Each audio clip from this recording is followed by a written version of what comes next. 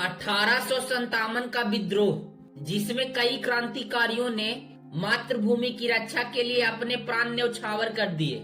उसी क्रांति से निकली एक ऐसी योद्धा जिनका नाम इतिहास के पन्नों में सदा के लिए स्वर्णिम अक्षरों में दर्ज है, जिन्हें हम झांसी की रानी लक्ष्मीबाई के नाम से जानते हैं।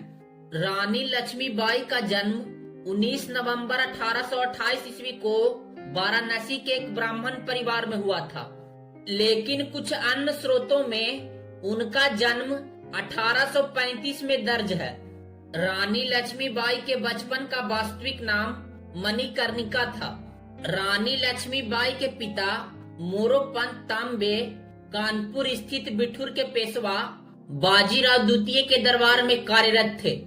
जब मणिकर्णिका महज 4 वर्ष की थी, तभी उनकी माता भागीरथी बाई का निधन हो गया, जिसके बाद मोरोपंत तांबे उन्हें बिठूर ले आए।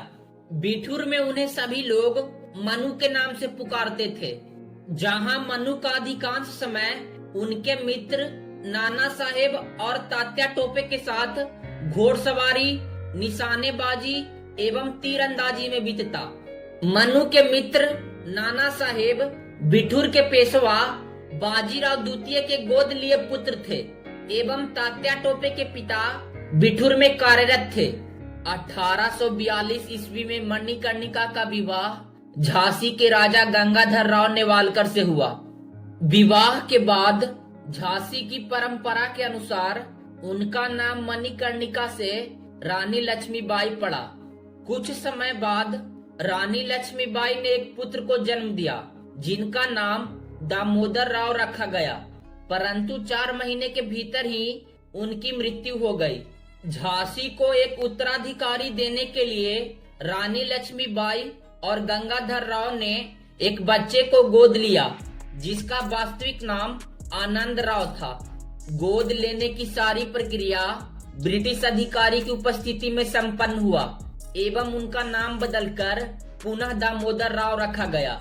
लेकिन 1853 ईस्वी को स्वास्थ्य खराब होने की वजह से गंगाधर राव नेवालकर की भी मृत्यु हो गई। रानी लक्ष्मीबाई अपने पुत्र एवं महाराज के मृत्यु के चोट से उभरी ही नहीं थी कि उस समय के गवर्नर जनरल लॉर्ड डलहौजी के आदेश के अनुसार ब्रिटिश अधिकारियों ने गोद लिए पुत्र को सिंहासन का दावेदार मानने से इनकार कर दिया, जिसकी वजह से 1855 ईस्वी में रानी लक्ष्मीबाई को झांसी का सिंहासन खाली कर रानी महल जाना पड़ा।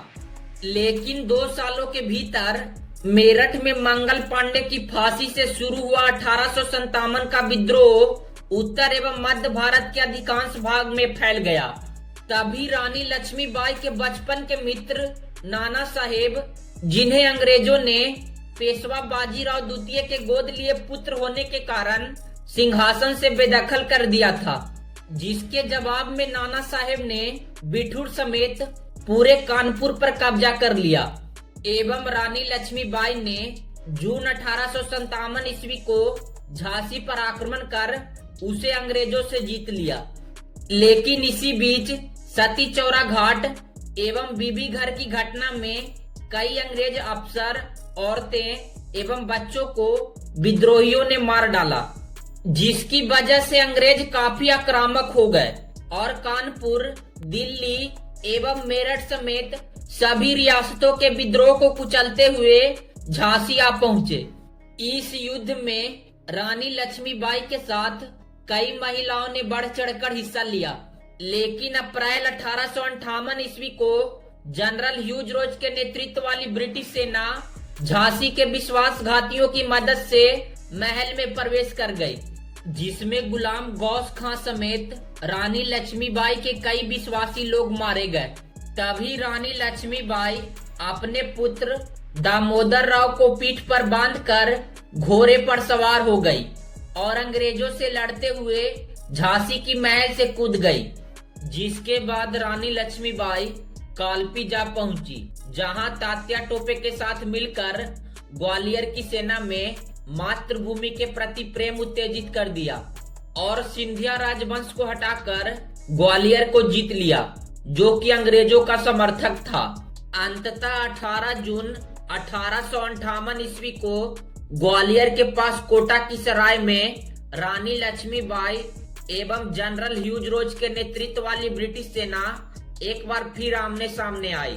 रानी लक्ष्मीबाई दोनों हाथों में तलवार लेकर अंग्रेजों की सेना पर टूट पड़ी।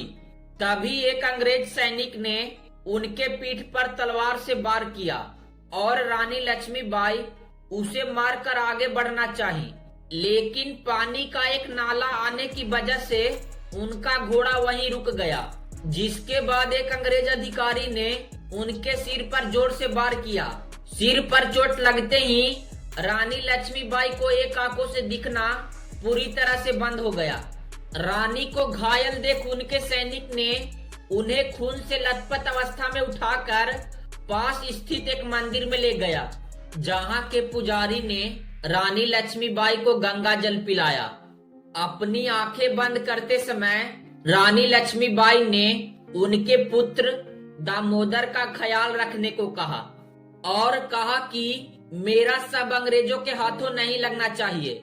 जिसके बाद आनन फानन में लकड़ी इकट्ठा कर उनके शव को जलाया गया। इस प्रकार अंग्रेजों से लड़ते हुए रानी लक्ष्मीबाई 18 जून 1858 ईस्वी को वीर गति को प्राप्त हुई। दामोदर राव ब्रिटिश साम्राज्य के सामने आत्मसमर्पण करने के बाद तकरीबन 55 वर्षों तक जिए और गरीबी के कारण 1906 ईस्वी में उनकी मृत्यु हो गई। जनरल ह्यूज रोज, जो कि रानी लक्ष्मीबाई से युद्ध में ब्रिटिश सेना का नेतृत्व कर रहे थे, उन्होंने अपनी आत्मकथा में रानी लक्ष्मीबाई का जिक्र करते हुए उन्हें इतिहास का सर्वश्रेष्ठ योद्धा बताते हैं।